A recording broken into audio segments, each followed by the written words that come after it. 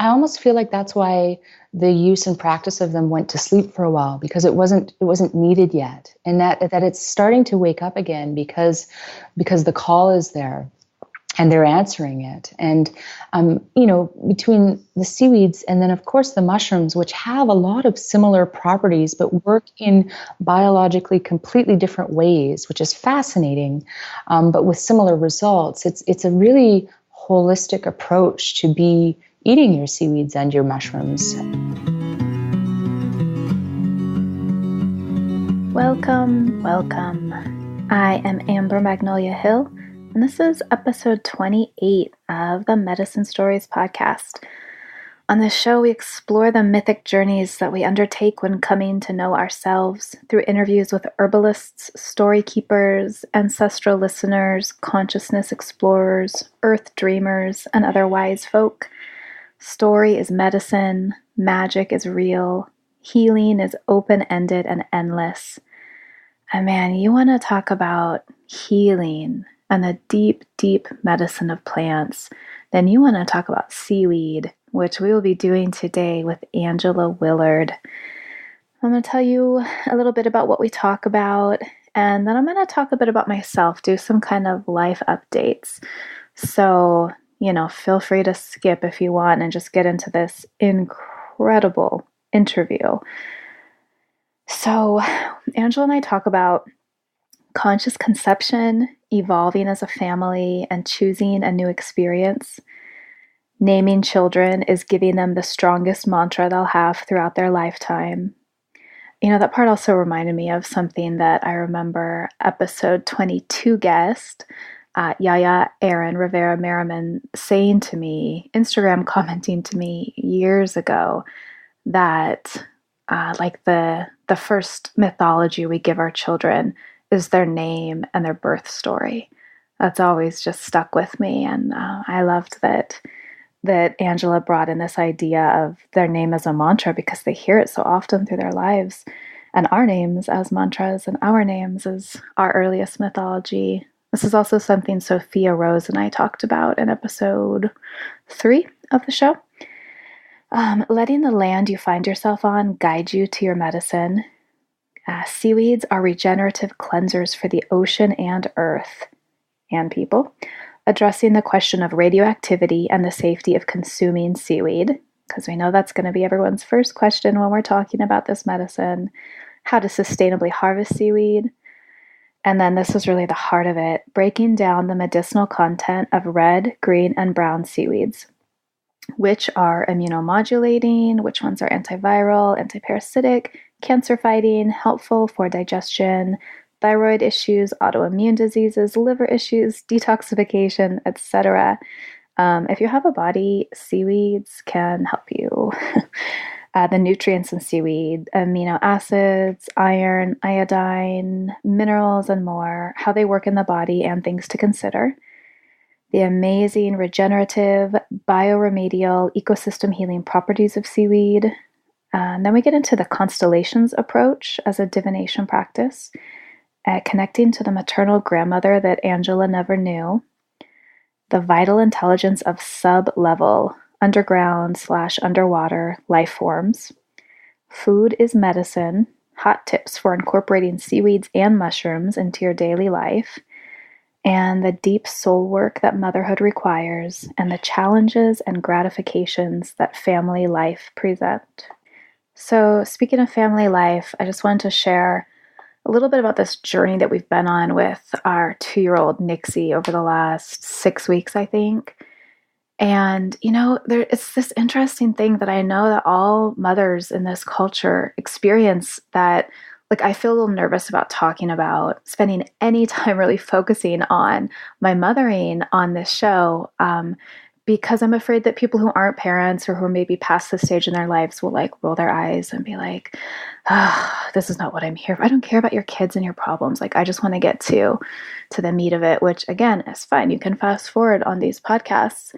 But I know a lot of my audience are parents, and episode 11, where I just talked the whole time about mothering, is still one of the most popular shows I've put out, if not the most popular. I'm not sure in terms of downloads, but in terms of messages that I received, it definitely is.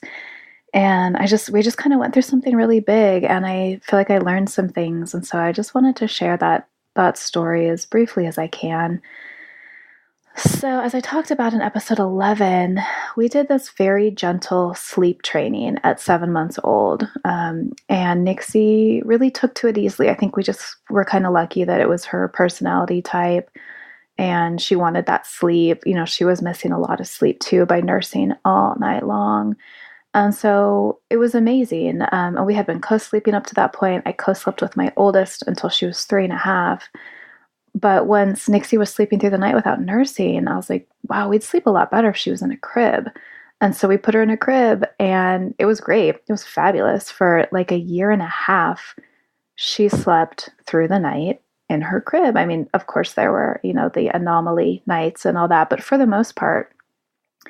So then, yeah, about 6 weeks ago, exactly 2 weeks before her second birthday, we went to put her down for her nap one day, and she was just fighting it like crazy. And naps were always really easy too. Going down was really easy, naps and nighttime.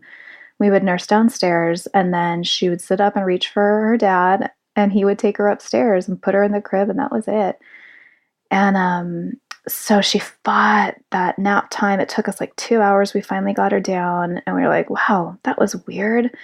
Oh, well, it's over now, And then it happened at nighttime that night, and then the next day at nap, and nighttime, and the next day, and the next, and we realized like, oh, this is our new normal. She is fighting. She doesn't want to sleep anymore. And she was waking up multiple times throughout the night, just screaming and crying. And, it was so exhausting. And for me, when I get exhausted, I just go right to crying. Like, I just can't help it. It just overtakes my body. And there were many mornings during that intense period where I would just wake up to her screaming or crying, especially in the morning when it was like, we have to get up now, get the oldest to school and all that. And I would just start crying within like seconds of waking up. And so this whole time I'm like, on the internet, researching, reading, Googling 24-month sleep regression, which seems to be a thing that a lot of 2-year-olds go through. Also, at this point, we were starting to go to parks a lot more often in this toddler play group. And I was asking everyone with a kid around her age, did your child go through this? And a lot of them didn't. Some of them did, but none of the stories I heard were as severe as Nixie's. And what I kept reading from the quote experts is this will last 2 or 3 weeks, like maintain the routine, maintain the boundaries, and just keep doing what you've always done and wait for it to go away. But about 2.5 weeks in, I was like, this is not going to go away. This is different. Like her brain just woke up in a new way. Something's different. And clearly us trying to keep putting her down on her own like we had been and not bring her into bed during the night, not nurse during the night isn't working. So after, again, like 2.5 weeks of just hell and torture and crying and feeling awful and getting nothing done, I just had this big shift in my thinking where I stopped framing it as a regression if she comes back into bed with me, if I start nursing her again at night, if I have to nurse her down to sleep, all 3 of those things, which we are now doing. Because thinking of it in terms of regression and following this advice that you have to maintain things the way they were. Don't let the kid push you and don't let them win. They're just trying to push the boundaries and see who can win, was making us all miserable and was clearly not what she needed. She was asking for what she needed. Her brain changed and she was wanting more of that closeness and connection. And this was being reflected in her daytime hours too. I mean, not only was she totally sleep deprived because of everything, but she just wanted to be with me all the time and nursing like crazy. And it was funny too, because we had just started thinking about maybe starting to slowly wean, like a months long process. And we had made a whole plan for that. Then all of a sudden she just needed me and needed to nurse more than ever. So that was another thing that we just had to abandon, was that plan, because we could see what she needed, and it's me and it's closeness and it's physical touch. And it's just knowing that love and warmth is always going to be there for her. So as soon as I reframed it and let go of that idea of regression and realized that, well, this is just progress for us. For us, the forward motion right now is that she comes into bed with me and I nurse her to sleep every time because it's the only way she's going to go down. And it all just softened as soon as I was able to change my paradigm. And so yeah, I completely nurse her to sleep for naps at night times now, which is fine. She loves it. We're both happier. It's so much smoother. And I still put her in the crib at night, and almost every night she ends up in bed with me at some point. There's been a couple where she sleeps through the night. But it's been super sweet, and I am not nursing at night anymore. I did that the first week when we were transitioning back into the quote regression, the not regression. Um, but then I remembered about this product I'd heard about. It's called Stoplight Go Light, and it's a little stoplight. And the yellow doesn't work. It's just there to make it look right, But you set a timer and the light is red. And then at the time you set it for, it turns green. So we put that in the bedroom. And luckily it's not too bright because I hate having lights at night in the room. It's pretty mellow. And she knows now if she wakes up in the night and she's like, nurse, nurse. And I say, the light is red. We can't nurse. And she's like, okay. And she lays down and goes to sleep. And then in the morning when it turns green, she's stoked. She's usually still asleep, although she'll wake up a few minutes later. And we nurse. And it's just been, I feel like I really learned a lesson, one, about following internet advice. Like, you think I would know by now, I've been mothering for 12 years. And it's just, it's funny because with my oldest, I was so just giving all the time and, very, very into attachment parenting. Never would have dreamed of sleep training, even in the gentle way that we did with Nixie. And I had kind of really fallen so far away from that and really gotten into the schedule and the routine and drawing my firm boundaries and not letting her win. And that was just not working. So I learned so much about observing the child, of course, and following what their needs are. And, at some point about 4 weeks into this, even though things had gotten a little better, she was still screaming during the night. It was almost like night terrors, and maybe that is what was happening. But I just started to think that there was I'd been thinking this was all physical, like her brain, because she changed so much in those few weeks. When she turned 2, she's talking so much more. She's more active. But I started to realize that I think there's a really emotional, spiritual thing happening with her too.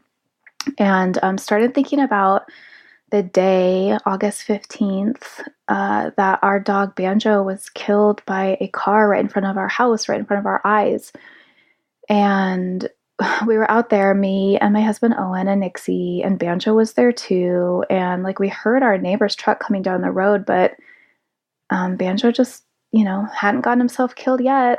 I don't know. We just didn't anticipate that this was going to happen. We had just turned on the bubble machine and we heard the neighbor's car stop. And I thought he stopped because Banjo was in the road. So I started calling, Banjo, Banjo. And then all of a sudden the neighbor's out of his truck saying, I'm so sorry, I'm so sorry. And we looked and there's Banjo just lying there. So Owen immediately went up to the road to be with Banjo and to talk to the neighbor. And I just was holding on to Nixie so tight. And she was screaming, screaming, and screaming. And, Owen needed to be able to talk to our neighbor about what had happened. So I took her inside and I needed to tell my oldest, who had turned 12 the day before, what just happened to her dog. So we went inside and, we brought Banjo down into this building on the property and laid him there. And later I surrounded him with some stones and a burning candle and some flowers. And we kind of all had our time with him, except for Nixie. And, I really don't know what we should have done. We also didn't bury him with her there. We waited until her nap the next day to bury him. And as much as I think that kids should really be a part of death and saying goodbye and knowing that, she was not even 2 yet when this happened. And I was really worried about how she'd feel seeing dirt thrown over his body and his body totally buried. And in retrospect, that might have been a mistake. Maybe she should have been there for that, or maybe she should have spent some time with his body before we buried him. But she didn't talk about it after that. We all cried about it for days and days. It was very shocking. And then about 10 days later, about the day that the the sleep stuff started, she just started looking out the window or pointing to the spot on the street when we were outside and saying, "Banjo, car, hurt you. Banjo, car, hurt you, parking lot rules." And, parking lot rules is when we're in a parking lot or by the road that we hold hands and we're very careful of the cars around us. And so, I think maybe those 10 days, I don't know what was going on. She was digesting the experience or something, but I've really come to see that this might have a lot to do with Banjo's death and what she saw. And then again, her brain sort of waking up and her being more aware of danger in general in the world.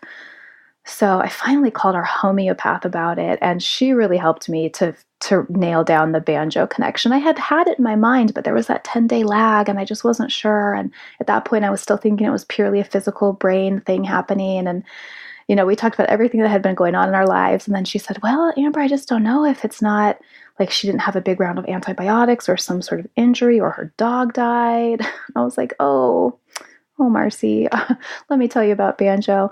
So the homeopath recommended aconite, which is specific for shock and for shock of death. And we gave her some. We all took some that day, and she slept better that night than she has this whole time. And so we've been doing it every few days since then, and it's really seemed to shift things. And very grateful for homeopathy as a mother. It's just so amazing. I didn't really believe in it until becoming a mom, which is a story I hear so much about, and actually is going to be somewhat what we talk about in the next episode with Scylla Wetcott. So there's that story. I've just been wanting to share that. A lot of people on Instagram have been wanting to hear more about Banjo and about what's going on with Nixie's sleep. And the other thing I wanted to talk about briefly that ties into today's episode is my recent journey with food. So in episodes 18, 19, 20, 21, and 22, we talked a lot about food and the intersection of food, healing, and the ancestors. And something I said in a few of those episodes, I think, is like, I really need to hear this because I'm pretty disconnected from food.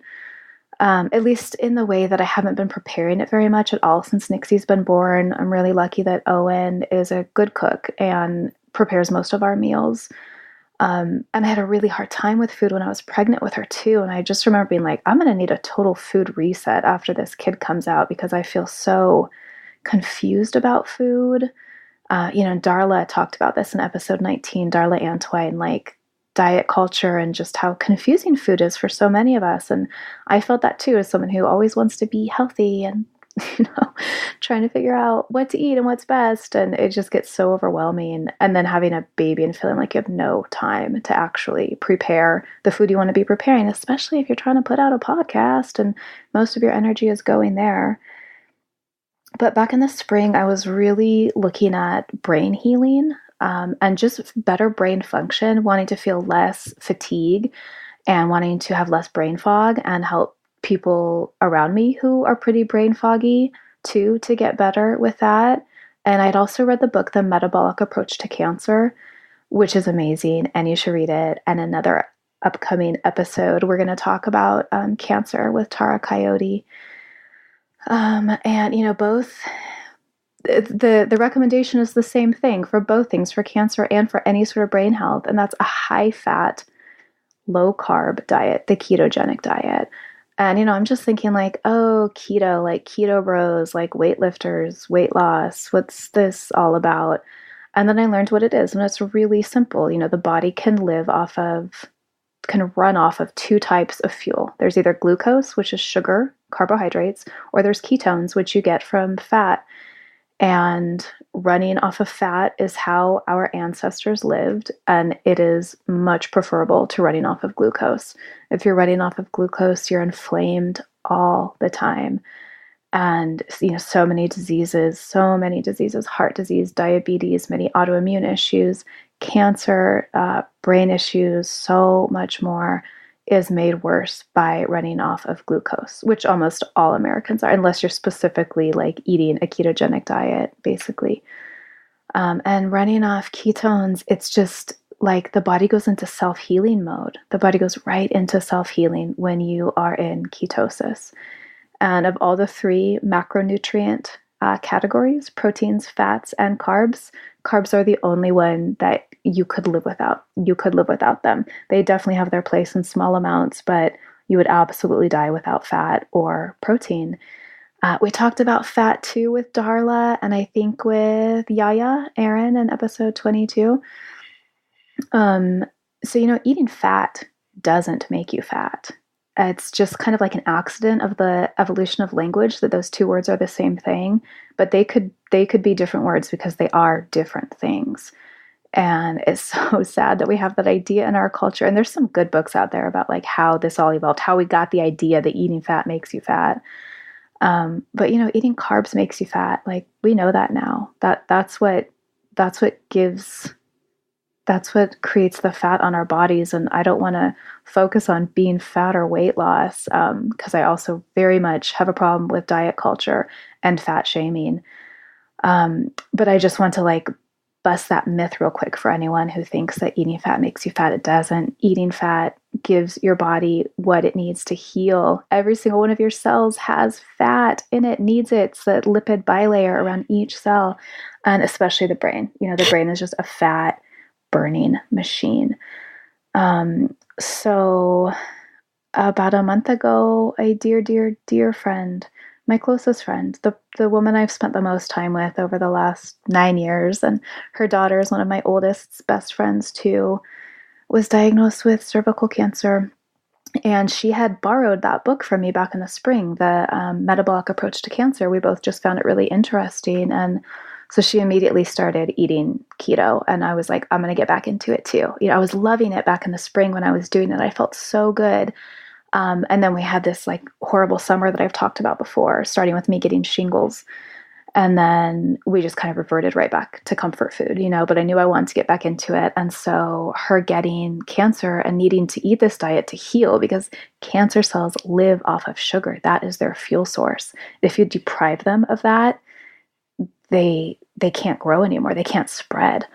So I decided to start eating keto again as support for my friend and because I wanted to do it. And I just feel amazing. I love it. It makes me feel so good. And I love it that it is in a very like broad sense, connecting me to my ancestors, to the 99.5% of my ancestors and yours who were hunter-gatherers and who were mostly focusing on animal fats and then some animal protein as well in their diets, with minimal grain, if any, I think depending on where they lived and what was available to them. And so I posted about this on Instagram yesterday and had a bunch of people interested in what resources I would recommend. Just last night, we watched this film on Netflix called The Magic Pill. And I know that that's kind of an eye-rolly title because it just seems like too good to be true, or, that kind of marketing that's just trying to like grab your attention. But I understand also why they chose that title, because when the body is in ketosis, it can heal whatever is going on in it.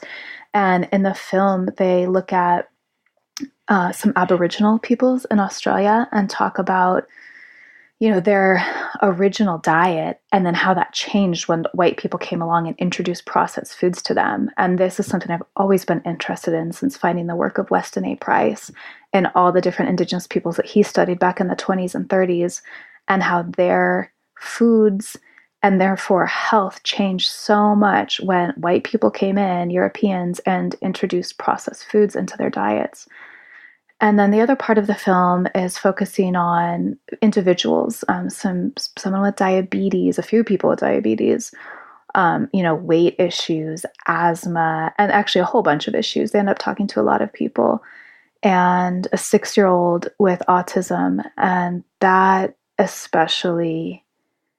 story made me so emotional. It really hit me, watching the place that this little girl was in her own mind. She's 6, did I already say that? At the beginning of the film. And, they're just eating goldfish, Doritos, macaroni and cheese, highly, highly processed foods. And bless her parents for being so open with this film crew about what they were eating and what they were doing.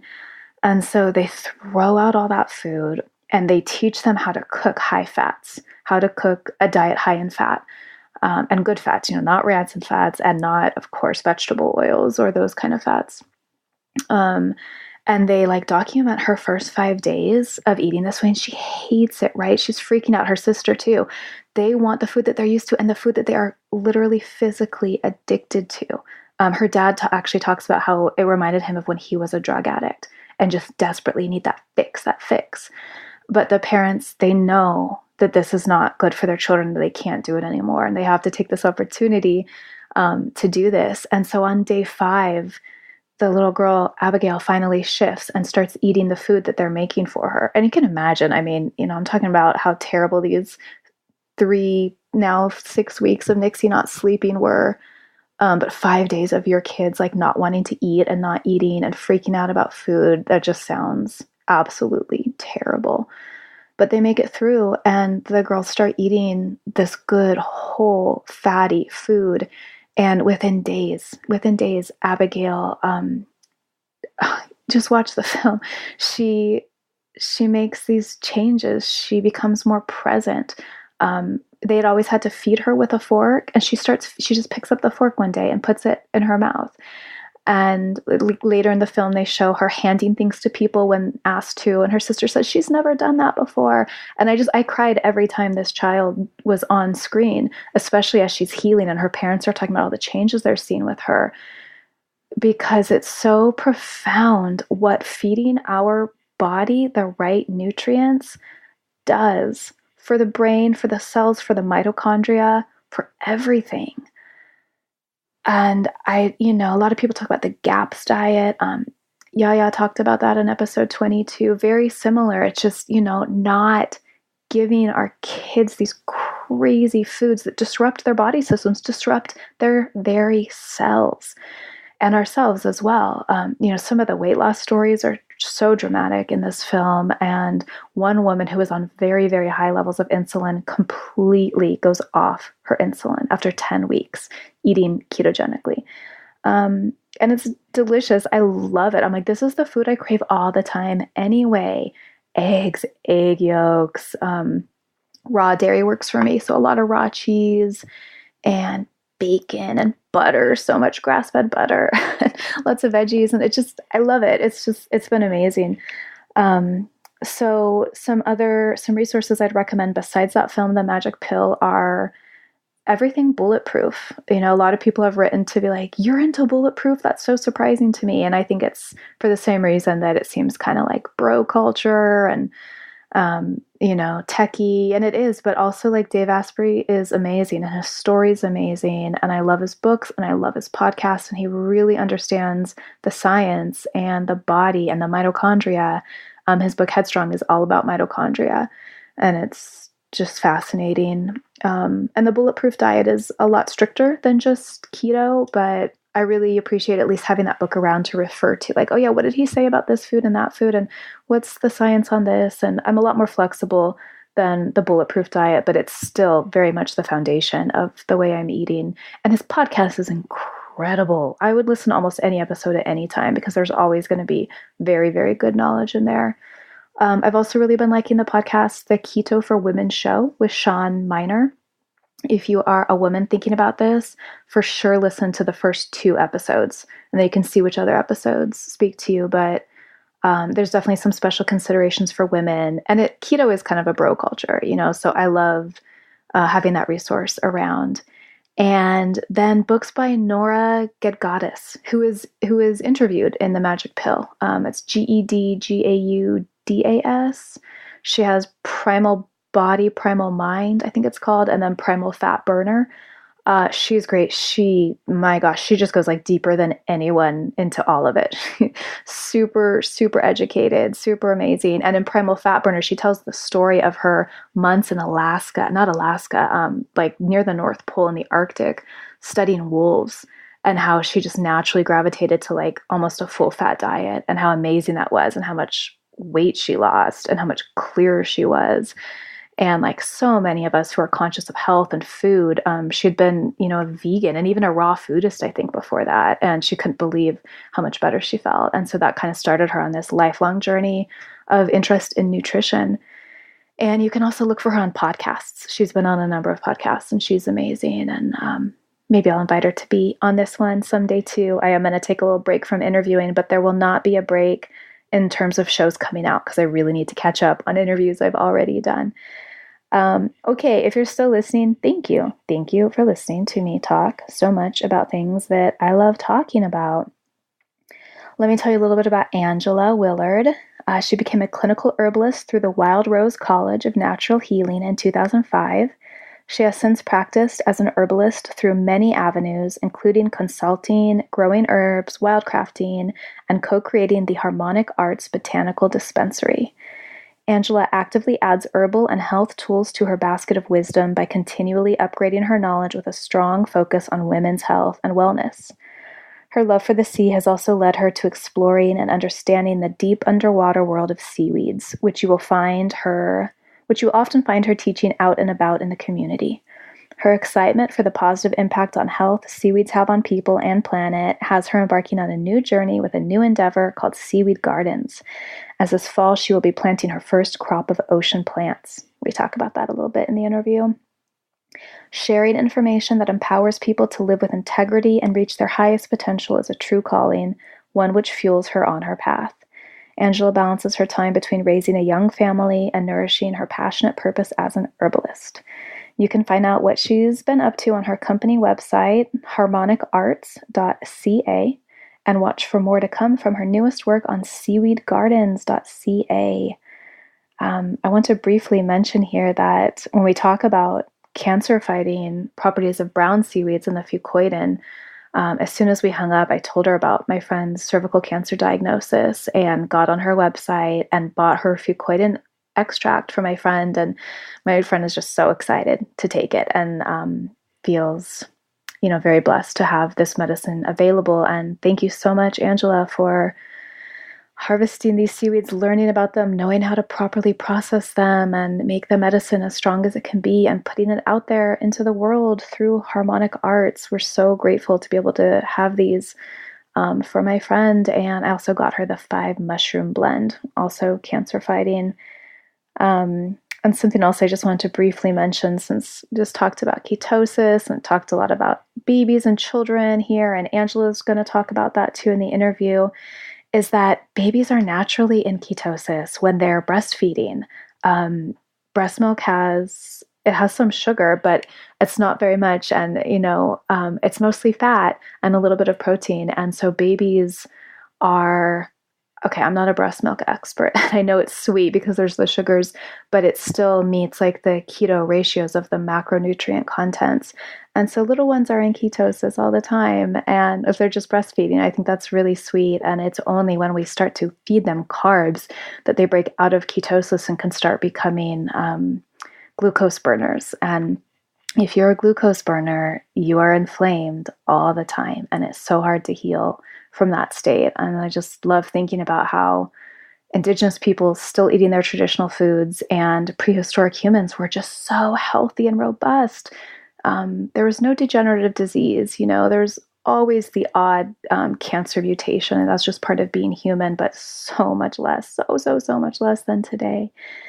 And one final thing I want to say is that when I went into my email just now to search in me and Angela's emails, I accidentally typed her name into like the Google search, and what came up was all these videos of her talking about seaweed. I haven't watched them yet, but if you're into what she talks about, I think you probably would be into watching these videos too. So you can just Google her name. Oh, and her Patreon offering, you guys, is a resource page. So you can go deeper into what she shares on this show because it's super packed with information. The parts where we talk about seaweed, there's so much good stuff. Like if you're a note taker, you're going to be furiously scribbling things down because again, if you have a body, like you want seaweeds in that body. So there's books, cookbooks, books on the nutrition and medicine, and topical applications, which we didn't even get into. Guidebooks, like foraging your own, studies, and then websites to follow up on. And, things about the constellation work that we talk about and their seaweed product that they sell too. So that's it. Patreon.com/, seaweeds.com/medicine stories. You can check it out there. Beautiful resource page. Thank you, Angela. And so, yes, I also want to say, sorry, very quickly, that at the beginning here, I kind of I talk about a masculine and a feminine presence and energy that I was feeling. And I just want to say that I know that these binaries are, what's the word? What is that word? Like, I don't know. I can't think of the word, but culturally constructed. I'm always aware of that when I'm speaking of masculine, feminine, male, female, that of course there's so much more and so much in between. So before you hear me talk about this masculine room I was in and then this feminine room that I went into and masculine presence and feminine presence, just know that I understand how culturally constructed these ideas are and that I love all the spaces in between. Okay, let's hear from Angela Willard. All right. Hi, Angela. Welcome to Medicine Stories. Hi, Amber. Thank you for having me. Nice to speak with you. Yeah, you too. So we connected at the Good Medicine Confluence this year, and I just want to tell the brief story of the day I went into your class. So I think we had spoken briefly the day before because you were in my ancestral medicine class with Mila, and this day I could not decide which class I wanted to take. There was your Seaweed class, and then there was another class that also was intriguing me. And my friend who I was there with, we were texting back and forth about which one to go to, and I said, I just can't decide, so you decide. And she chose the other one. So I went and I met her in the other class, and it was in that like industrial building, you know, where I think where you taught your the thalassotherapy yes, class. Yes. Yeah. And it was just, you know, kind of like this it was a man teaching. It was a very masculine class, very masculine setting. And I mean, that's fine, but I just wasn't feeling it. And I wasn't feeling the subject either. And, you know, you feel bad leaving a class, even though teachers always say it's okay. You just don't want to do it. And after like 5 minutes, I was just wanting to go to you so badly. And I was like, I gotta go. And left that environment, that classroom, that energy, and walked into your class, which was like, you know, you walk down the stairs to get there. It was just kind of a whole other feel. It was almost oceanic. You're wearing this like oceanic outfit, right? Do you choose that especially when you teach about seaweed? You had like green on. It was very flowy. And sometimes I like to wear green or blue for seaweed classes. Yes, and it really was like it felt like a womb in that classroom. exactly. Yeah. And then your energy is very maternal, you know, and female. And I just was really struck. Like I hadn't really realized, you know, what I was saying earlier about how masculine that space and class had been. But as soon as I walked into your classroom, I was like, oh, this is just like the polar opposite of where I just was. And this feels like exactly where I want to be. And then I lost my mind over your content. And we'll get into that. But first, I would like to, I would just want to acknowledge that you're pregnant. Yeah. I'm 29 weeks tomorrow. And so wow. expecting a winter baby and really excited to nestle into the colder months and raise this child. Wow. And how old are your boys? My other two boys are 8 and 10. So after I think it as you know, it's a big choice to bring a child into the world, and having done so twice before, I think I overthought it, and so it took us about 3 years to decide and really go for it, and figured we just wanted to have one more experience with another being in that way. So wow, both of my girls, born 10 years apart, were surprises, and I just you know, long to have that experience of consciously conceiving, which I will not ever have because I'm not going to have another one. But that's so beautiful, especially to do it 8 years later. I mean, you know, you're putting yourself back at the beginning in a very real way. I am, and I wonder sometimes if I forget what I'm in for a little bit, but also I want to rewrite that story, and When we had our two boys, we also started our business right in between. So we have an 8 and 10-year-old and then a 9-year-old business going on 10. So it was a really hard juggle for me, especially raising little ones and needing to be very committed and involved with building our work that was going to feed our children and our families. So it is a little bit blurry the first couple of years, and I felt, my predominant emotion was frustration throughout that, and I wanted to, now that we've landed and we've grown roots and things are a lot more stable in our lives, we wanted to do it in a different experience. So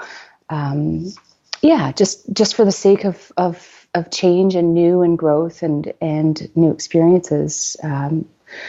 Even though we're having another child and have had 2 before, this is my 4th for my husband. He also has a daughter from a previous relationship, a beautiful 18-year-old girl named Reishi. And we just thought this would be a whole new experience for us, and we're really looking forward to it. Oh, what a lucky baby. That's so sweet. So yeah, what are your boys' names? And do you, you just mentioned Reishi's name, and your husband is Yarrow, or Yarrow, as I believe you Canadians say. That's right. Yeah. And our oldest son is Rowan, and like the tree, the mountain ash, in these parts, Rowan in more of the Celtic and Druidic culture, and then the linden tree as well. So 2 trees for boys, a mushroom for a girl, and not sure. We're really struggling actually with a name coming through for this child, and I guess we just have to wait to meet him. Mm-hmm. Is it a boy? It's a boy, yeah. Wow. Yeah. Yeah. My oldest is named Mycelia. Oh, wow. That's beautiful. Yeah, it was funny because it was a joke I had made when I was 2 months pregnant to her dad. We were in the car and I was like, we could name her Mycelia. And we were like, ha. And really by the time she came, we just didn't have a name. And then we did a lotus birth and, kept the cord attached until it fell off on its own, which I did not do with Nixie, with my 2-year-old now. We waited a few hours for the cord with her, but with Mycie, we waited those 2 days, and then when it dried up on its own, we snapped it, and then it just so happened that my dad, my mom, my grandma, and my partner at the time's mom were all there. So she had 3 grandparents and 1 great-grandparent there that day. And we went out into the garden and did this impromptu ceremony to saying goodbye to her placenta. And I cried. It felt like this severance that I wasn't ready for. And, it was a real pain in the ass carrying that thing around for those 2 days postpartum. But then everyone went inside and we stayed outside. And we kind of ended up presenting her to the sun in this way that was very Lion King. We didn't mean it to be, but she was a little Leo. And then we looked at each other and both of us were like, I think her name is Mycelia. Yeah, that's her name. Wow. Yeah. Covered in goosebumps right now. That's beautiful. I love that story. Yeah. And, it's kind of funny ever since. Sometimes I'm like, that's a crazy name to give a kid, And some people are like, weird. And some people are like, that's amazing. And some people are just like, cute. That's pretty. But I just kind of hoped that it would help her find her people, that it would attract the right people to her as she goes throughout her life. And she likes it. So. Well, and I also believe that a name is it's the strongest mantra you can have throughout your lifetime because you hear it so much. And so the tone and the rhythm in which it's spoken and all of the different sounds have an impact on your being. And so try to be really mindful around the quality of the name as far as how it will fit the spirit and help to carry it through this lifetime. And I really wanted, as my husband is quite energetic and full of life, I was hoping to cultivate Also some rooted and grounded qualities in our children, in our two boys. So chose Rowan and Lyndon partly because of the softness of the sounds as well. Mm-hmm. Mm-hmm. And how are those boys? They're crazy. we're still we're working on it. No, they're wildly crazy, and it's all I can see is such strong health and vibrancy, Mm-hmm. and I love so much that they have that zest for life and that wild edge to them, and um, also grateful that their father has that to counter with them and play out with them in ways that aren't me. I'm, as you had mentioned, experiencing our first meeting, that I'm very maternal and more grounded in that sense. And so we do play strongly polar opposites to one another. And so grateful that each other has the other end of the gift of life that we could bring into that wholeness together as a family. It's something that we really, you know, acknowledge and honor within one another, those differences and how it brings strength to the family and to the relationships. Mm-hmm. Yeah, again, lucky boys. And I could really see that health and vitality in them, just observing from afar at the confluence. They're really beautiful. And you can tell that they have a living relationship with nature. Mm-hmm. Well, we're fortunate to live in a. I mean, I guess anywhere in the world, you have the choice to emerge into nature, and however, here on the West Coast, I find that they're able. We don't shy away from the colder months the way I would have at the foothills of the Rockies where I grew up, where it would get minus 30, minus 40 degrees Celsius in the winter sometimes, and it wasn't as much of an outdoor lifestyle all throughout the year. Whereas here, the milder temperate climate, it really speaks to us and resonates with us on a cellular level. So we're always wanting to be outside and be in communion with either the land or the forest or the sea. And it's a lovely place, part of the world, from mountains to forest to sea right down below. So. Mm-hmm. And so did you move up there when you got together with Yarrow? Yeah, so we both studied at the Wild Rose College, and we took our clinical herbalist diplomas there, or studied them, and that was at the foothills of the Rockies in Alberta, and we wanted to come out to where there was more plant life. And so what's interesting is even though in the tropics there's the most biodiversity of plants per square foot, for example, or per square meter, here in the temperate rainforest there's the most biodiversity of life, which is a great deal from the mycelium as well, and the fungi kingdom. So we decided to move out here. Yarrow had his mother had already moved out here, and we came to visit and knew it was right the day we arrived to visit that this is where we wanted to be. And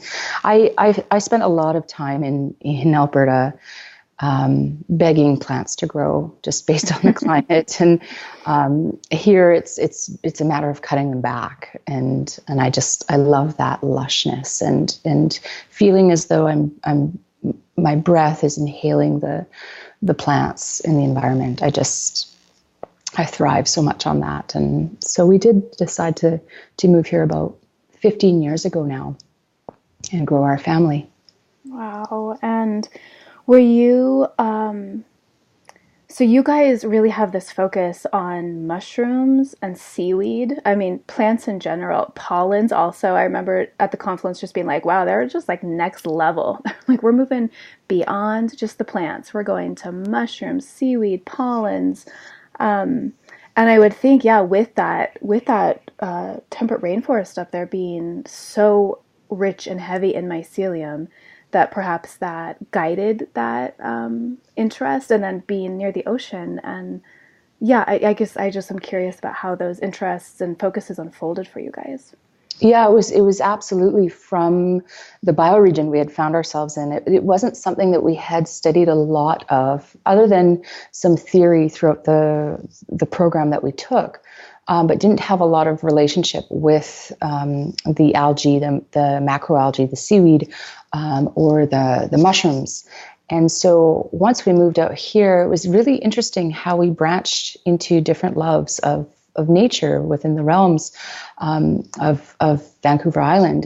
And Yarrow really resonated and drew towards the mushrooms, and myself with the seaweeds. And I didn't learn a lot about seaweeds, much more than mostly bladderwrack was what was in a lot of the herbal literature, being good for the thyroid because of its iodine content. But there wasn't a lot more on offer other than some basic kelp information. And so was really curious about what it was that they had to offer, because I was convinced that there was so much based on their energetics and their beauty and their ability to communicate felt so strong that they had a message and gifts to share. And so just started to really dive deeper into that. And then on the other side of also becoming a mother and really knowing that time being so important to focus on my health, I started to really explore and expand on women's health. And more I started to learn that the seaweeds were really something that could support times of transition that women go through cyclically throughout their life, where they need that extra nourishment and medicine, so to speak. Before we go further into seaweed, let's address the question that everyone will have, which is about toxicity and radioactivity issues. Mm-hmm. Yeah, well, they are the oceans and the Earth's cleansers, as are many of plant life and mushrooms and seaweeds. They're all bioremediating throughout their life cycles.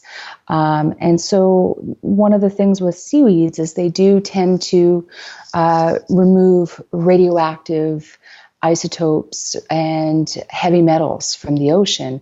They also deacidify the ocean and reduce carbon emissions in the atmosphere. So they're powerful. What I love about them so much is that they're actually regenerative. So they do more than bring things back to neutral.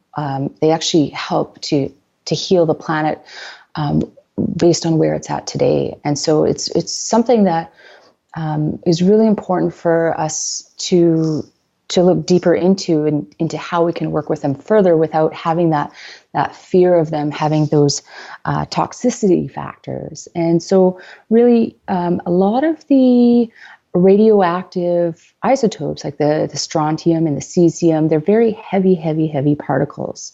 So they tend to sink down deep into the depths of the ocean. And that's where a lot of the it ends up in the food chain, primarily concentrated in the deeper cold water fish like the tunas, and so it's more. You have to proceed more with caution based on the fish that you're eating if you're concerned about those aspects of radiation. Now, with the seaweeds, they do absorb iodine, and they don't decipher whether it's natural iodine or a radioactive isotope, which is the harmful version that once we ingest can affect our thyroids, our ovaries, our testicles, the colon and breasts, primarily those areas. So the radioactive iodine has a very short half-life, and basically, once the seaweed is harvested and dried, if there's concern of there being radioactive iodine within the fronds, within the seaweed that you're going to consume, if you leave it out to dry for 60 days, then that iodine evaporates out of it, and it will test, to be clear, after that point. Now, that's only if it's growing in areas where it is needing that kind of cleansing. So there was a big scare. I'm sure many of us heard it about the Fukushima and the iodine coming over to this part of the world, the West Coast especially here, and being absorbed into the seaweeds. Well, the only indicator of radioactive iodine levels changing after that incident was about 2 weeks later, and it came through the clouds and it came through the rain. And that blew through, and then everything was back at stable levels. So all in all, we do have the ability to be careful with our choices with the seaweeds that we're consuming, especially if we're willing to wait a little while after we harvest it or after we purchase it. Now, generally, once you're purchasing some seaweed off of the shelves, for example, they're probably have already been harvested for at least a 60-day period. So usually you're safe even just purchasing the seaweed as is. And there's also very strict testing, I know, in Canada, but also happening in the US now with certificates of analysis for quality control and making sure that it is safe for human consumption. So what you're going to find on the shelves in the stores is usually going to be very safe. And if you need to take that extra step of precaution, you can wait the extra time. The other part is, if you are going to be wild harvesting yourself, then just being sure that if you're in the northern hemisphere, that you are not harvesting seaweed anywhere south of industry or cities. So if you can go north of a big city or metropolis, then you are more likely to find cleaner patches of seaweed that you can harvest from. And you do want to be sure that you're doing it sustainably if you are harvesting yourself. So you just give it a little haircut up top, the fronds, the leafy bit of the seaweed, never pulling the seaweed directly from its holdfast, which is similar looking to a root that holds on to the bottom of perhaps a rock or a seashell or some wood, or it fastens onto something so that it can stabilize as it's growing and not just float around the ocean. So you'd never want to pull that off. You just want to generally cut the top third of the seaweed frond or leaf. It looks like a leaf. It's called a frond. So for your consumption, and then that way it can continue to grow and respore and continue to reproduce. So it's a sustainable way of harvesting. And then one last thing to look for is if you notice that there are a lot of green seaweeds in the area, and there's a lack of balance, and it's mostly green that is predominantly taking over the area, growing seaweed, that they are really heavy feeders, and so they can be indicators that it's not the cleanest area to be harvesting from.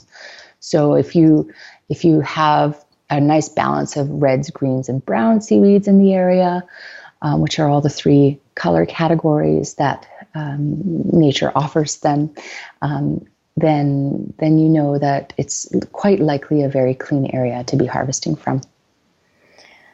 Those reds, greens, and browns are color categories, but they also seem to really break down into like nutrient categories as well. Is that right? Yeah. So they have, overall, seaweeds have they're very high nutritive and vitamin mineral content foods. So overall, all categories are high in vitamins and minerals, about, let's say, 10 to 20 times the amount of land plants. And then as far as amino acids go, they're comparable to legumes and eggs. So they're very good nutrition for us to be consuming.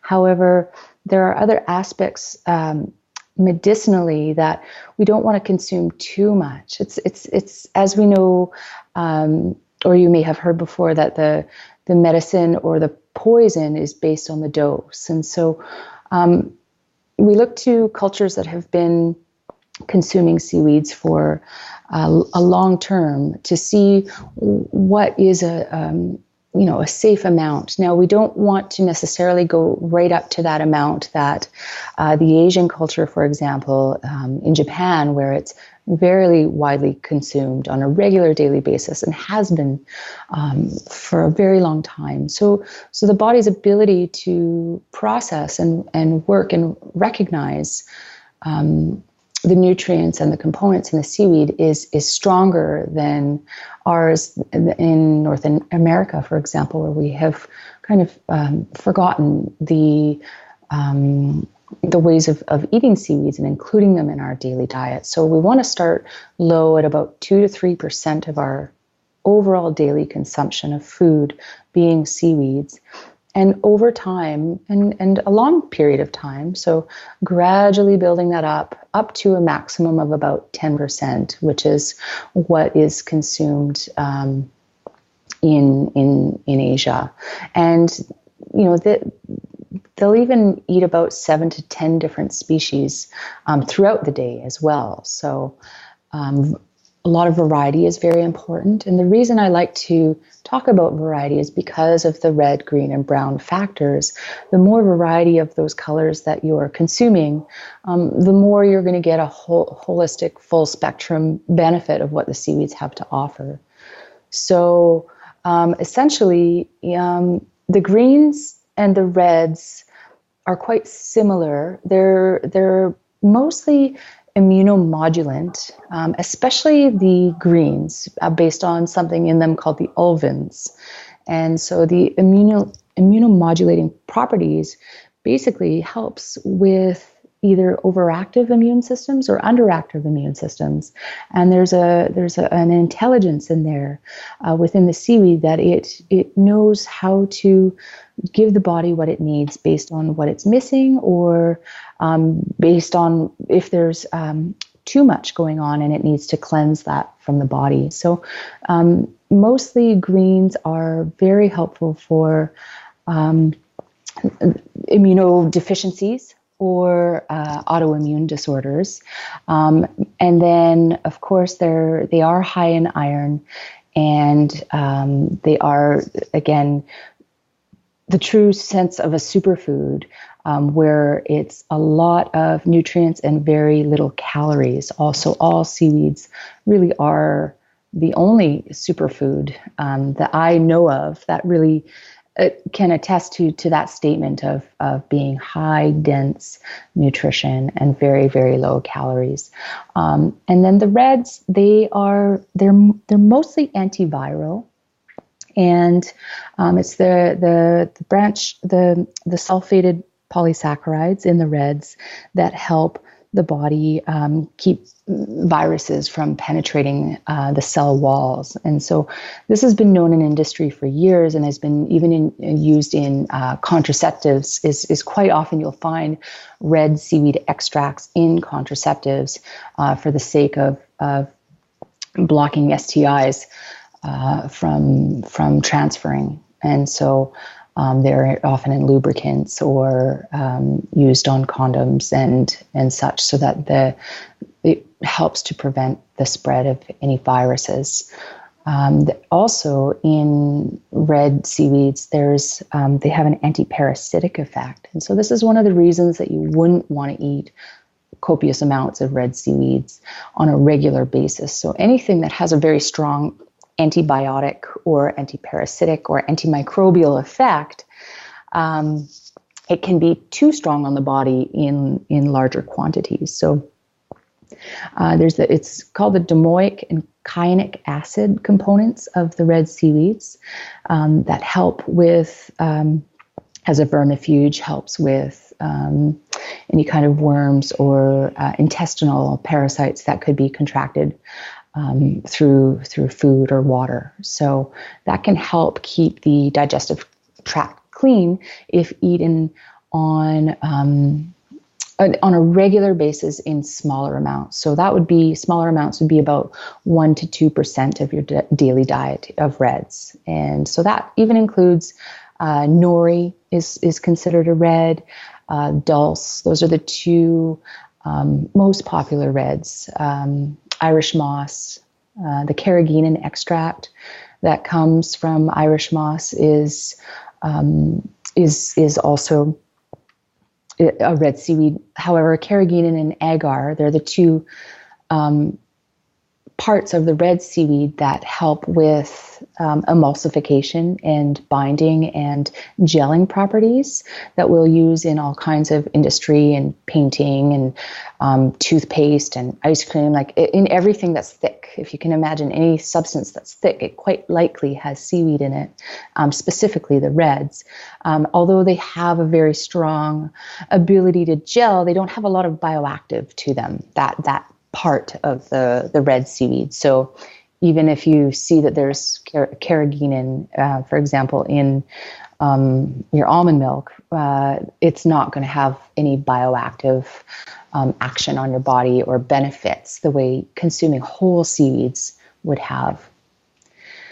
And then we'll go into the browns. Generally, this is where all the kelps live, in the brown category. And they are my favorite in the sense that they really address a lot of the issues that we see today in people's health.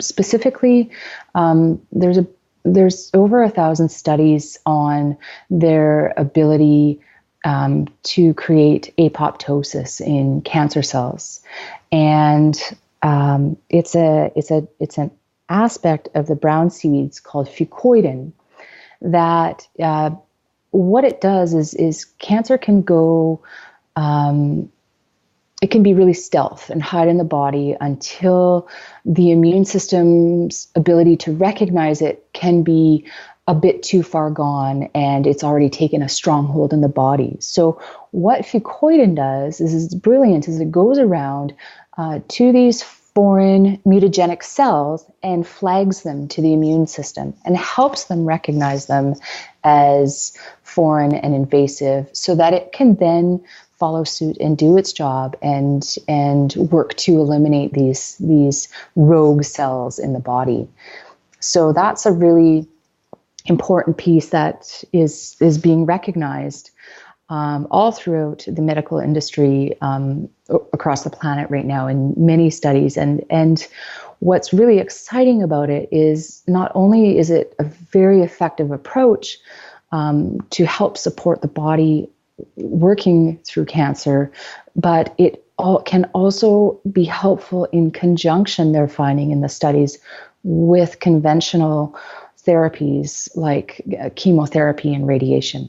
So there's a lot of concern in the medical world around using complementary therapies and herbal therapies alongside of conventional medicine when it comes to cancer therapy, whereas so far, until this point, none of the studies have come back as it being interfering. It's actually something that is supportive to the two working together. And then all of the seaweeds do have iodine in them.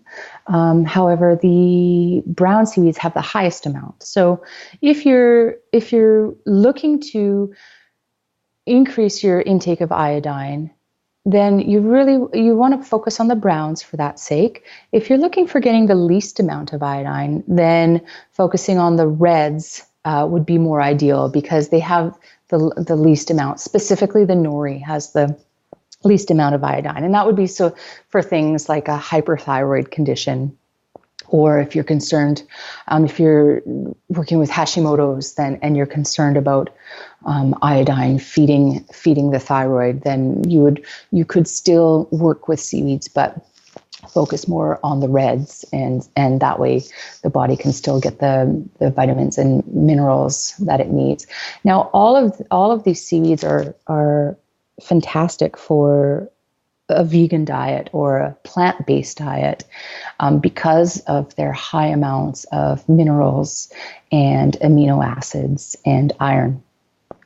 So that's one area where I would most especially recommend that if you're not getting those building blocks from animal proteins and animal sources of food, then making sure that you're getting enough seaweed in your diet to supplement those needs is quite important. So iodine, as I had mentioned before, is used and accumulated in the thyroid, breasts, ovaries, testicles, and the colon.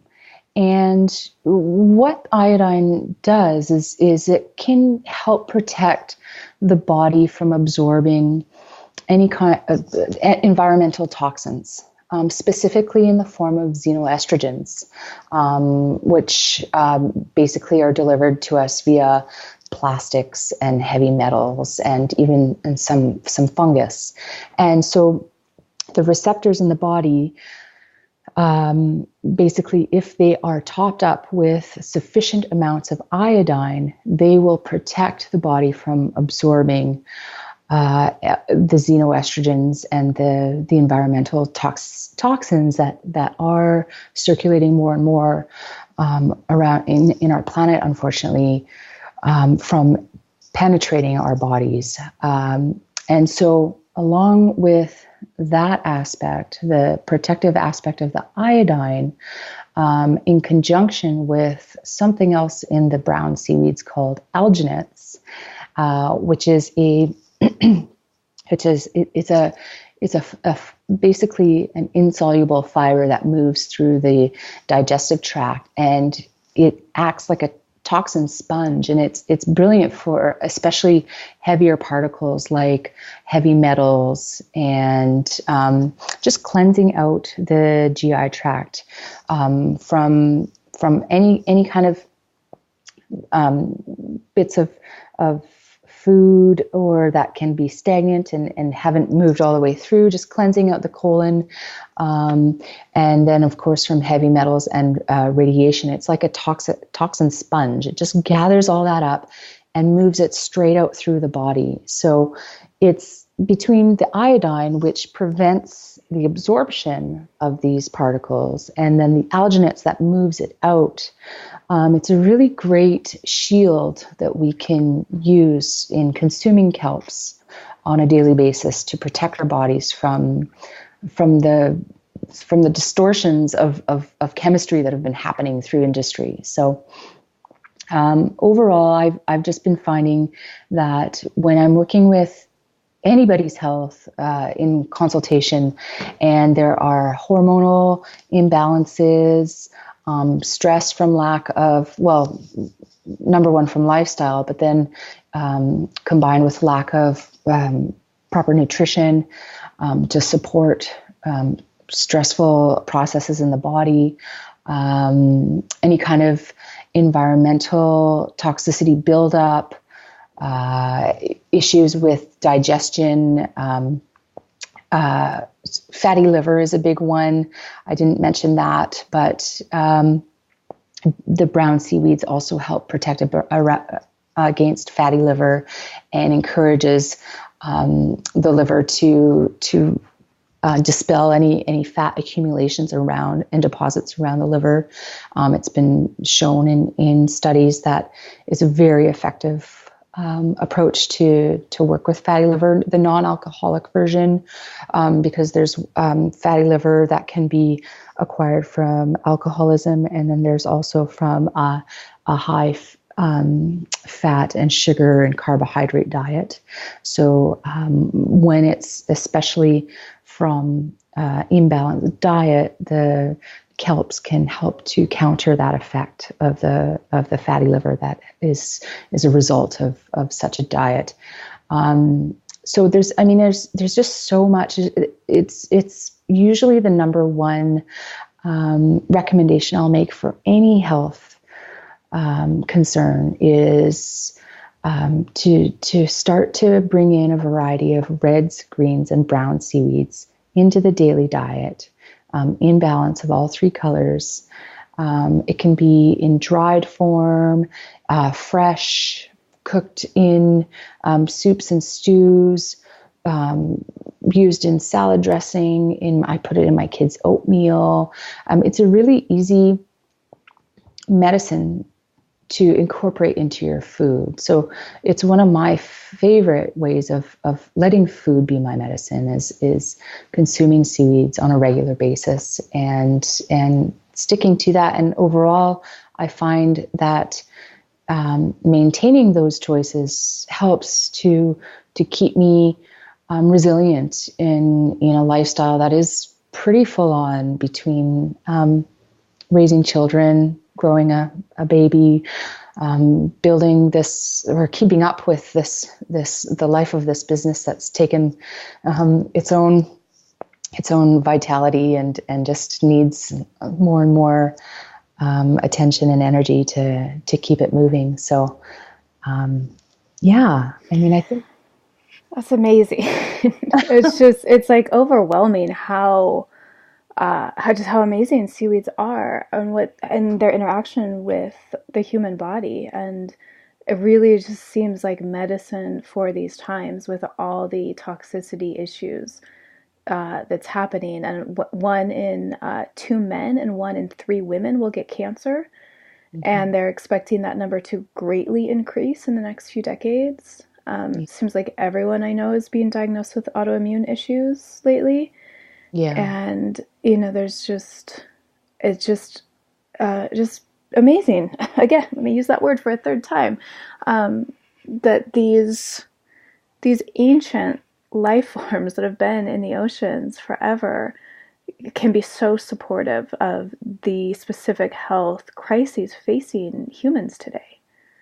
And I almost feel like that's why the use and practice of them went to sleep for a while, because it wasn't needed yet, and that it's starting to wake up again because the call is there, and they're answering it. And between the seaweeds and then of course the mushrooms, which have a lot of similar properties but work in biologically completely different ways, which is fascinating, but with similar results. It's a really holistic approach to be eating your seaweeds and your mushrooms as regularly as possible. They both dry up really well, and so even if you don't find that you're in a climate zone that is offering them up for you to harvest directly, you can still source them and know that they will be generally of a very integral quality. So for example, with seaweeds, they keep their shelf life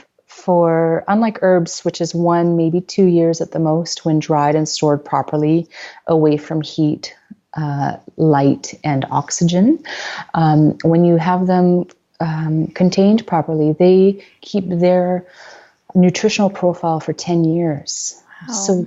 So you can do you can go out and travel somewhere where you feel really comfortable to do one harvest for yourself or your family or your community, and do it every 5 years if you need to. They also are the fastest growing organisms on the planet. So not only are they cleaning the atmosphere in the ocean as they grow really quickly. So it's such a regenerative, sustainable resource that doesn't require land or irrigation. So we can, so for example, the giant kelp that grows out in these waters is the fastest growing organism on the planet. And it can grow up to 2 feet during the height of its season. 2 feet a day? 2 feet a day. Mm-hmm. Yeah. And then another one that's out here that is just such a beauty is the bull kelp. the Nereocystis leucana, and that's the second fastest growing organism on the planet, and it grows about 10 inches a day. And so their life cycle is so fast and so wondrous. Like it's offering its food to us in a very sustainable format, and so it's important for us to be consuming these seaweeds. They can keep up with the amount of people on the planet right now. There are a lot of successful cultivation models, aquaculture models that are embracing seaweed cultivation, and specifically the kelps that are growing so quickly. And so it's becoming a solution for supplementing foods with the proper nutrients that people are needing. It's also at this point they've found that the kelps are when about 3% of kelp is added to livestock's diet, it's minimizing methane emissions by 90% from livestock. So there's so many pieces to working with seaweeds that helps heal everything across the planet in so many ways. And so I really encourage people to consume seaweeds, because in doing that, it's also creating more demand, which is creating more farming of the seaweeds, which is done. It's basically, the more we grow seaweed forests, the more we're giving homes for all the marine life and all the biodiversity within the oceans. And so it's something that we really want to encourage, because these forests also help to keep the currents regulated within the seas, and lessen the impact of the waves on the shores. And also then a lot of the seaweeds that are offcast from the storms remineralize the earth too when they're washed up along shore. Oh, wow. Yeah, I remember you spoke about using seaweeds as like compost tea, right? Yeah, there's a couple of ways that you can do that. I was just visiting my good friend Prani Radigan in Ireland in June when I went to speak at the Seaweed for Health conference there. And when we went up to her place in Sligo, and she was showing me how they put a very thick layer of seaweed mulch on their gardens at the beginning of the winter season. And so that it has time throughout the storms to break down and be like a slow release of nutrients back into the gardens. It also really helps because it is a damp climate there with the slugs. So when they don't like the saltiness of the seaweeds, so they stay away. But then also when the seaweeds are dried, they can slice their bellies on the seaweeds, so they stay away from the garden beds when the seaweeds are on there. So it's really great at feeding the soil, and then also for mulch to protect it from weeds, from growing, so that you can grow what you're choosing to grow, and then also from certain pests as well. Wow. And that woman that you just mentioned, she's the author of the book, right? The Irish Seaweed Kitchen. Yeah. It's fantastic. She grew up in northwestern Ireland, and with seaweed as part of her daily life, and it still is. And so it has a lot of wisdom and folklore to share around seaweed. And yet within her book, she's also approached a lot of chefs from around the world that work with seaweeds and asked for their favorite recipe. And then the photography and the layout is beautiful in this book. It's a really nice, user-friendly way to start incorporating seaweeds into your culinary explorations, because it all tastes good, and it's really easy to follow. I love that. On this podcast, we've talked quite a bit about food and ancestry and, using food as a way to connect with your ancestry. And I've really been uncovering my Scottish. And just last week, I found Irish in there. I knew it was there. Oh, wow. I knew it Yeah. was there. And Ancestry DNA updated its results. The science is always getting better. So the same day I got new results that finally showed Ireland, I actually found like genealogy in my family tree on Ancestry also, people in Ireland. So it's a powerful place. I had just gone there for the first time in June, and I couldn't believe how the land spoke to me. I didn't expect that, because I have traveled a fair amount before, rooting in with family, and it's rare that I felt that. And really the first time I had felt it so strongly was coming here to the West Coast. But now, since going to Ireland, it was another strong sense of the land telling stories in ways that hadn't been covered up or distorted. Like, it was just so clear and beautiful. What a lovely, lovely, magical land. Yeah, when I see photos of Ireland and the Scottish Highlands, it just hits me in a way that nothing else does. And yeah, when Nixie's a few years older, I want to take everyone. So, okay, that makes me want. I have so many seaweed questions, but we do have limited time, and we'll get into some resources before we hang up and like further reading for listeners. But I wanted to ask you. You said that you worked with family constellations, and I've always been really curious of what that technique is and how it works. Can you tell me a bit about your experience with it? Yeah, well, it's a family member of ours is a facilitator of working with constellations, and so I've done some work with her guidance around, basically the theory is that all of the answers are in the force, in the matrix, in essence, in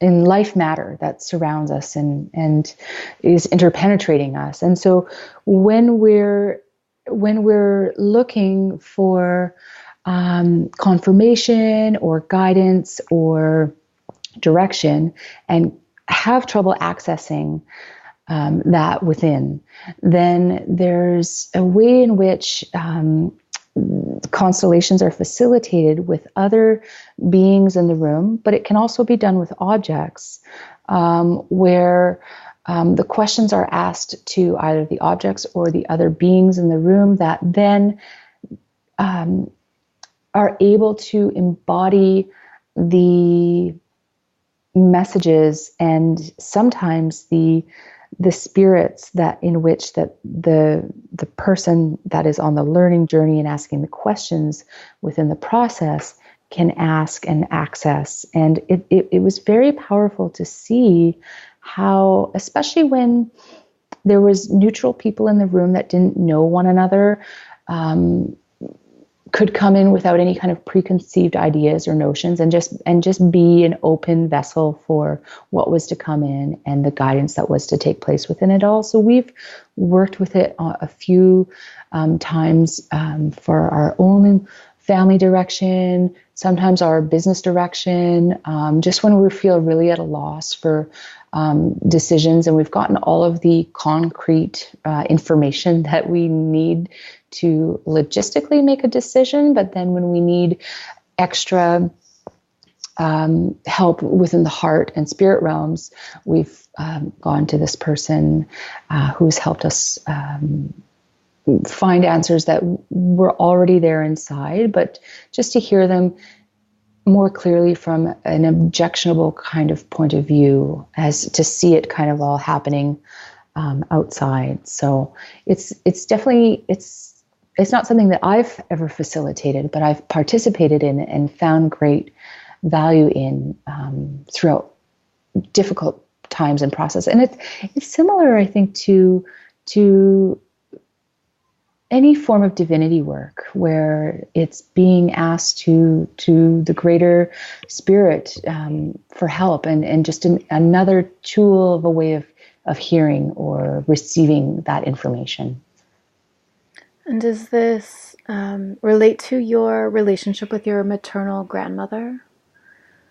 Well, there was the first time that I took part in a constellation. It was it was specific to healing the feminine ancestral lineage, and my maternal grandmother passed when my mother was 3, and unfortunately, along with her passing, a lot of stories were lost, and I think because of the pain that was experienced from such a premature loss in my family's life, the family members that did know her, a lot of the stories were not spoken after that, and so I didn't.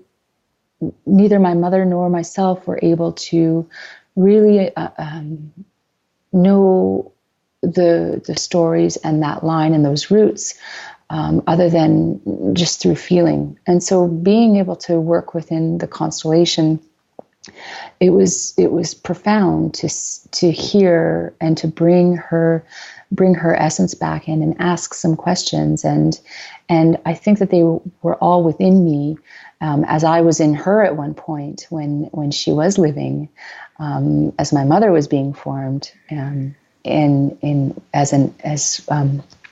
one of the eggs that was going to be conceived from my mother at one point. Mm-hmm. But I feel like it gave me such a profound sense of getting to know her and understand her in a way that felt so mysterious for so long. I could really touch in with her essence and know who she was and what she had wanted to bring to this line that had otherwise been cut off through direct forms of communication in the physical world. Wow, that really makes me want to explore that work. I've had it recommended to me so many times. Beautiful. Well, yeah, and when you do embark on those experiences, you'll probably notice the similarities of throughout many cultures, different forms of divinity that have a similar theory, but perhaps just a different way of expressing it. Like perhaps it could be compared to tarot work, or it could be compared to working with ruins, or there's similar forces at play that are offering up that information. Mm-hmm, like different systems that reflect you back to yourself. Exactly. That's right. Yeah. Okay, let's circle back to Seaweed quickly. I'm thinking if I was listening right now and was a total newbie, that these might be questions I've had. So, of course, people can find a good identification guide for their region. You recommended Pacific Seaweeds, which I've got, and it's great. But something that really blew my mind that I think he says in that book, and maybe you talked about it too, is that there's really like only 2 species that are not good to consume. It's like a really across the board, you can harvest and take seaweed. Yeah, and now I mean that's, and just for clarity, that's for here in the Pacific Northwest, and those are the seaweeds that I've studied and I know best. So there's one called Prionitis and one called Desmorestia. And so the Prionitis, the bleach weed, it smells like bleach. And as soon as you encounter it, you're turned off and not really wanting to consume it anyways because of its strong smell. And the Desmorestia, the acid kelp, it's got a bit of it burns a little bit on the hands. It's more acidic. So you wouldn't be drawn to also consume that seaweed. Or if you put it in your bucket with your other seaweeds, it can start to burn holes through the other seaweeds. Now, none of them are like mushrooms, though. So they're not there. It's not a lethal decision if you're not clear or educated properly on the seaweed species. It's a lot safer to explore seaweeds on the coast than mushrooms in the forest if you're a novice. Ideally, you are going with someone that knows. However, I can safely recommend that, or did choose for myself, to go out and start to learn a little bit with a guidebook. And it was okay to nibble a little bit here and there. The worst that would happen if I did consume some of the Prionitis or Desmaresia is some severe indigestion. And I'd be uncomfortable for a couple of days and it would run through. And that would be it. So yeah, it is good to know that piece. But ideally, you are getting at least an intro class from a phycologist in the area that knows the seaweeds and can point out the ones to look for that you don't want to consume or harvest. Yeah, I was just struck by it. Like, it's so neat that they're so renewable and regenerative because, as an herbalist, you really get in the mindset of conservation all the time and this almost scarcity mindset around it, which is just being a responsible harvester. But and not that I'm saying just go out and take it all, but it's really neat knowing that you're working with something that has the ability to regenerate itself at that level. That's right. And so it's, again, most important to recognize that tearing the seaweed off of what it's holding on to is not a regenerative process. And so going out with a pair of scissors when you're going to be harvesting and just giving it a little haircut is ideal. I'm struck too by the parallel between the seaweeds and the mushrooms as being such modulators for so many bodily systems and really just helping to support life and the life force at a really deep level, like working with the vital force, and both of their roles in remediation and regeneration of ecosystems. Well, there's a level of intelligence there that seems, I don't want to say advanced, it's not like greater or lesser than, but it's different than what we're used to working with within our gardens.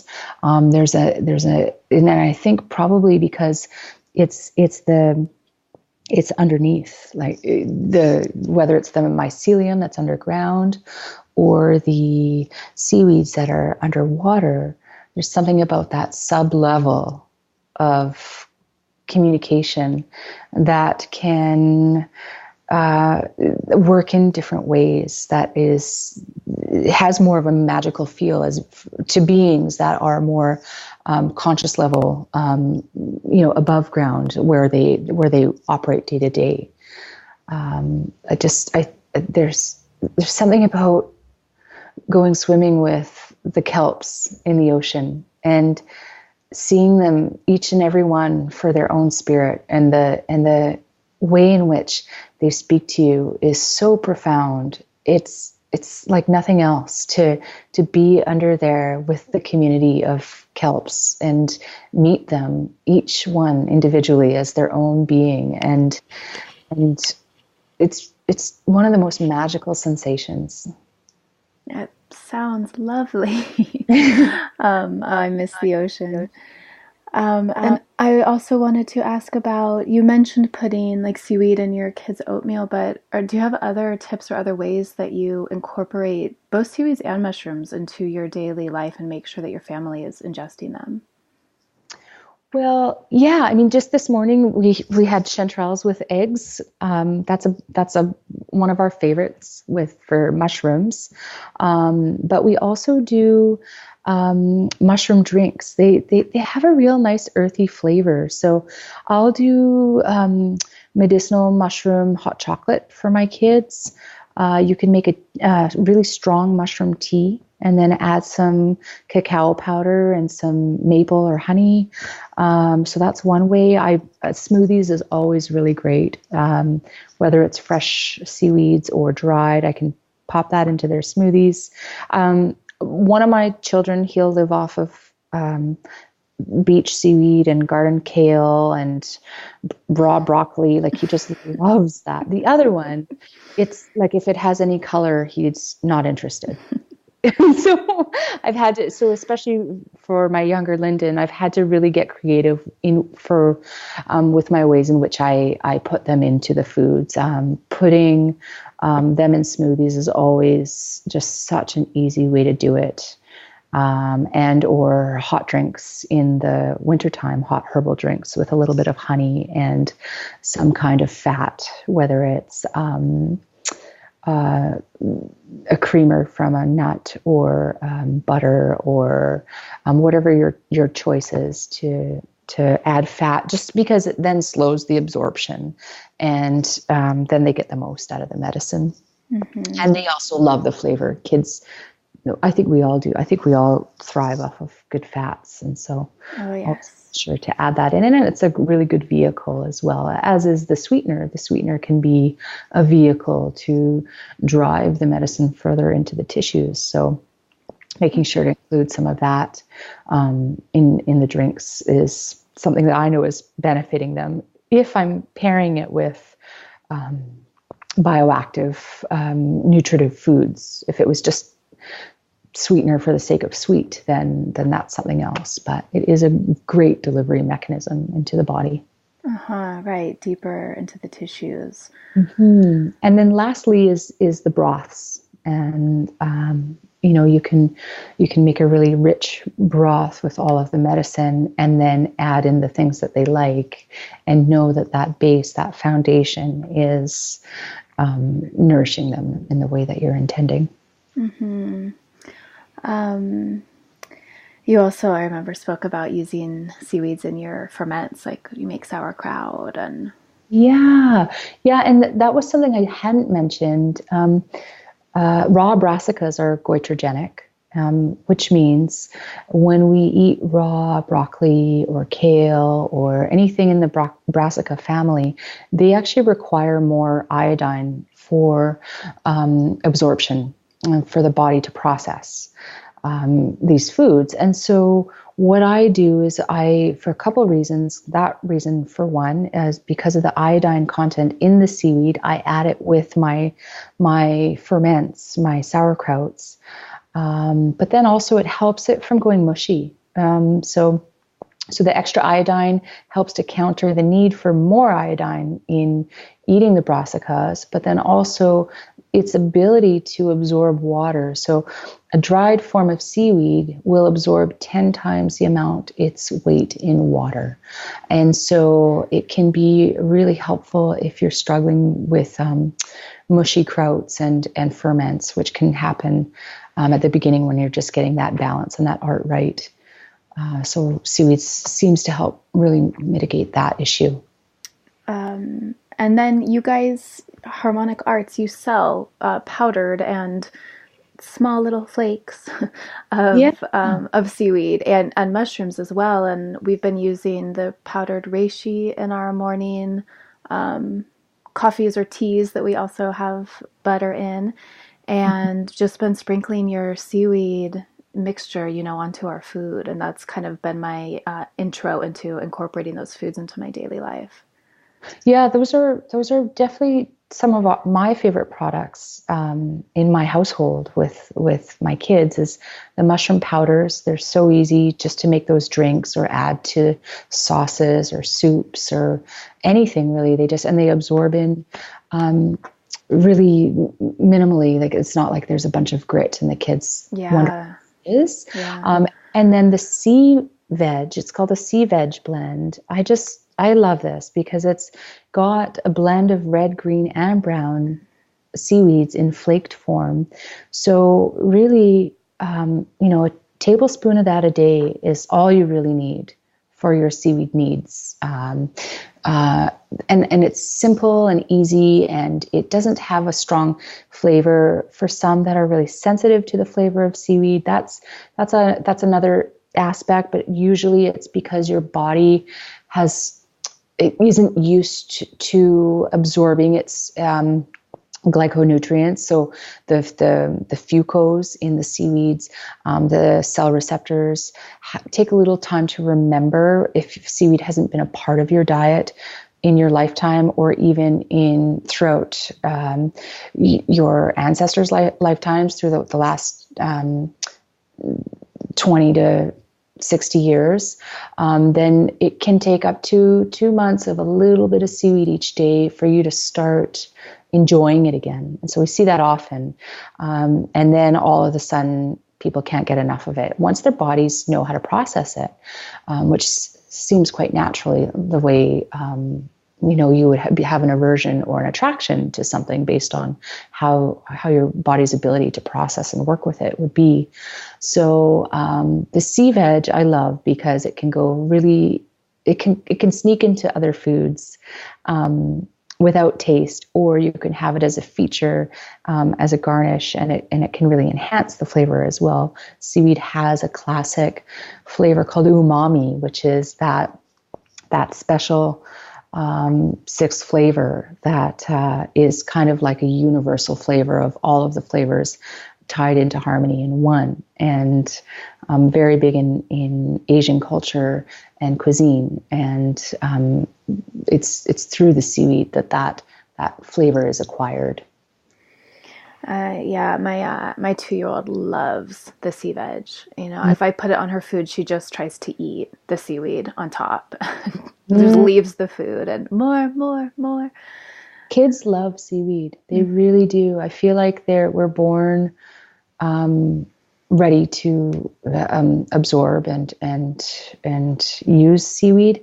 It's just if a number of years go by when it hasn't been introduced into our diets, other than maybe the odd piece of sushi, then it can take a little longer to start to enjoy for some. But I would recommend pushing through that, because over time, people I've yet to see as someone that has had it regularly not enjoy it over a few weeks to a couple moon cycles time. Well, as we end, I'm feeling called to circle back to the beginning of our conversation and to read back to you something that you wrote to me in preparation for this interview. You said, "The greatest journey of healing I've experienced is in raising a family. Prior to committing to family life, I had led a very independent, transient path. 14 years into my partnership and raising our children together, I have been called to face so many depths of learning and soul work that I would have otherwise been able to walk away from and find the next great adventure to bring instant satisfaction. The long-term work we've been doing as a family keeps me rising to higher and deeper levels of myself than I have ever known." So true. Yeah, just really struck by that and really resonating with you as a mom. Yeah, I mean, it's my greatest joy and has been the biggest amount of work to maintain, and it's definitely stretched my levels of commitment and loyalty in ways that I never knew possible, and the rewards that have come through that have been manyfold. And it's always in these sweet little moments that are invaluable, and yet the greater picture is a wonderful thing too.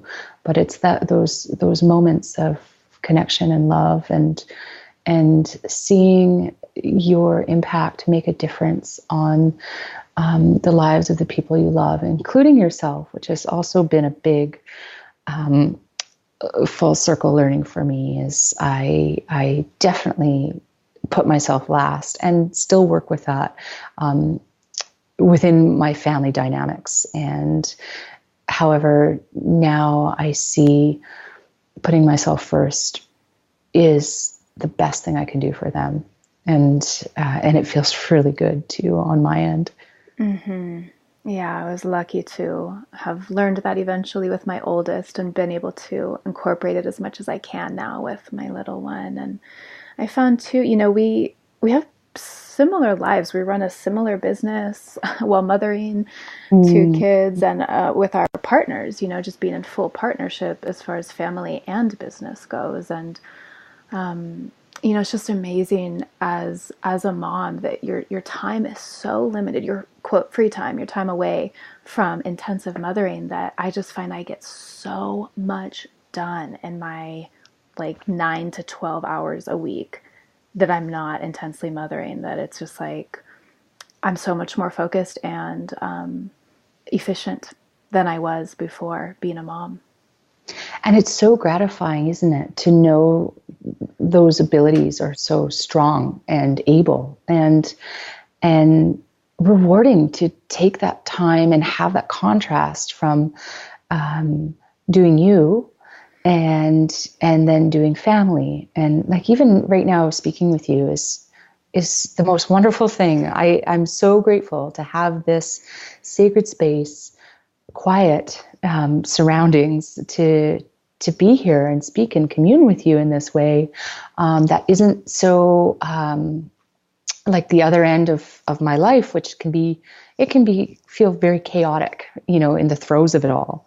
And so to have those balance is going to bring me back to my family after I leave you here with so much joy and appreciation for the excitement and the that kind of Tigger kind of energy that I to. Everything is vibrating at a much higher level in a different way. I love the contrast. It keeps me in a space of gratitude throughout it all, and I'm really grateful to have the opportunity to do both. Mm-hmm. Thank you so much, Angela. Hearing you speak about the seaweed, I know that you present at conferences and are really, I'm thinking like emerging as a leading voice in this movement, because it seems to me like it's been somewhat underground. There's not a ton of books. It's hard to find the information. And I'm glad you're doing this work. And I wonder what's on your horizon? Have you thought about writing a book? Yeah, it's interesting. I've been thinking about it for so many years, and I need to figure out that balance of going deep in the book and staying deep with my family, and then still connected to the responsibilities of this business. I dream mostly, more than anything, is writing a book for herbalists around working with seaweeds, something really in depth for in the language in which we use within herbalism, to apply it on a daily and clinical level too. So it's definitely something I need to follow through with. I have half of it written. It's just getting that last bit. And then I'm also really excited to be, because I believe so much in the seaweeds. I'm starting a seaweed gardens. It's called Seaweed Gardens, and we're going to be growing kelps out here in these waters too, just as a way of giving back and doing something to model after a regenerative model that I can then share with others as a sustainable practice that we can all be doing here in the Pacific Northwest waters. That's amazing. And that seems like it could really be a teaching space as well. Yeah, well, and lastly, I'm affiliated with the Wild Rose College, where I studied and did my clinical herbalist program. My husband is currently the director of it, as his father, Terry Willard, had created it, and it's been going for about 30, almost 50 years, I think now. And it's a fantastic program, but it's still has yet to add a seaweed component, which I'm also working on in tandem with the book to offer this seaweed course. Hopefully by springtime is my goal, early spring, which is going to be when the start of the next seaweed season is. So that will be probably about February, March through the Wild Rose College of Natural Health. And where can people find you online? Well, two places really is Harmonic Arts, www.harmonicarts.ca is the company of plant medicine that we source and create and make all kinds of concoctions for people's good health. And then the wildrosecollege.com is where my seaweed course is going to be up on offer come early spring. And then there will also be a mushroom one offered by next fall as well. Wonderful. I'm just so glad you guys exist. Well, it was really great to meet you this past spring, and hopefully get to see you again in person soon. I would love that. Yes, I would love that too. Okay, thanks, Angela. Thank you, Amber. Thank you for taking these medicine stories in. I hope they inspire you to keep walking the mythic path of your own unfolding self. I love sharing information and will always put any relevant links in the show notes. You can find my blog, handmade herbal medicines, and a lot more at mythicmedicine.love. While you're there, be sure to click the black banner across the top of the page to take my quiz, Which Magical Herb is Your Spirit Plant? It's a fun and lighthearted quiz, but the results are really in-depth and designed to bring you into closer alignment with the medicine that you're in need of. If you love the show, please consider supporting my work at patreon.com/medicine stories. There's some cool rewards there, like exclusive content, free access to my herbal ebook and online course, and the ability to chat with me. I am a crazy, busy, and overwhelmed mom, and adding another project into my life with this podcast is a questionable move. But I'm also so excited about it and just praying that the Patreon will allow me the financial wiggle room to keep doing it. Another way that you can support, if that's not an option, is to head over to iTunes and subscribe and review the podcast. That would be super helpful. Thank you. And thank you to Marie Sue for providing the music that I use. That's Marie with 2 E's, Sioux. This is from her song Wild Eyes, one of my favorites. Check out Marie Sue. Beautiful music. Thank you, and I look forward to next time. Bye.